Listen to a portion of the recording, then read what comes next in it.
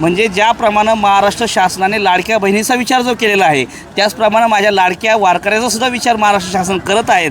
खरंच यामुळं महाराष्ट्र शासनाचा विशेष आभार मानावा लागेल। त्यामध्ये पिण्याच्या पाण्याची टँकरची व्यवस्था असेल, प्युरिफाईड पाणी असेल, त्याचबरोबर वेळोवेळी सर्व ओटी चेक होतो, अशा चांगल्या सोयीसुविधा आपल्या माध्यमातून दिल्या जातात। त्याचबरोबर पशुवैद्यकीय अधिकारी असेल, ज्याबरोबर आमच्या संस्थांचे ऑथोराईज जे 2 अश्व आहेत, एक देवाचा आणि एक स्वाराचा, याची सकाळ संध्याकाळ त्याची चाचणी होते, तपासणी होते। त्याचबरोबर 6 बैल आहेत आमच्यासोबत, 3 जोड्या, यांचीसुद्धा वेळोवेळी वैद्यकीय अधिकाऱ्याच्या माध्यमातून, पशुवैद्यकीय अधिकाऱ्याच्या माध्यमातून चाचणी होते।